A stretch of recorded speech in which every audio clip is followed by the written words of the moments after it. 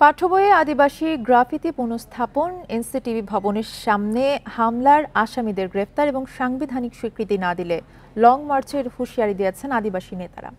শুক্রবার শহীদ মিনারে এক গণসমাবেশে 12 দফা দাবি জানান নেতারা। বৈষম্য না কমলে পাহাড়ি জনগোষ্ঠীর ক্ষোভ আন্দোলনের রূপ নিতে পারে বলেও আশঙ্কা তাদের।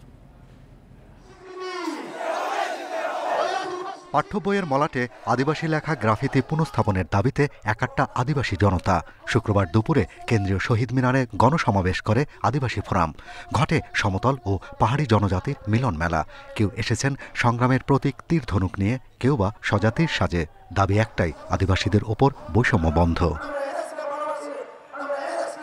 সমাবেশে আদিবাসী নেতারা বলেন, সাম্য ও বহুত্ববাদের ভিত্তিতে রাষ্ট্র গঠন জুলাই আন্দোলনের চেতনা, কিন্তু বিগত সরকারের মতো আদিবাসীদের উপর দমন পীড়ন অব্যাহত রয়েছে।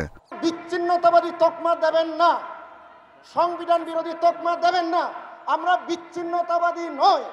এনসিটিভি ভবনের সামনে হামলার শিকার রুবাইয়া শ্রেষ্ঠা তঞ্চঙ্গা ও ডন জেত্রা অসুস্থ অবস্থায় হাজির হন মঞ্চে।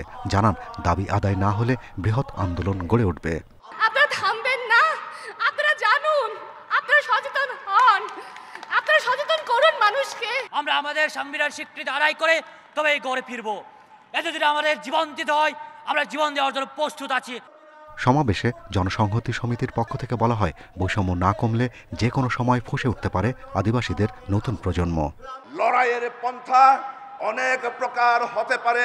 জনসংহতি সমিতির পক্ষ থেকে বৃহত্তর আন্দোলন ঘোষণার মধ্য দিয়ে পার্বত্য চট্টগ্রামের প্রয়োজন বোধে আর একবার সশস্ত্র আন্দোলন হতে পারে। বন্ধুরা আমার, সমাবেশে প্রগতিশীল নেতারা বলেন, রাজনৈতিক নেতাদের কাছে সাংবিধানিক স্বীকৃতির জন্য সুপারিশ করতে পারে অন্তর্বর্তী সরকার।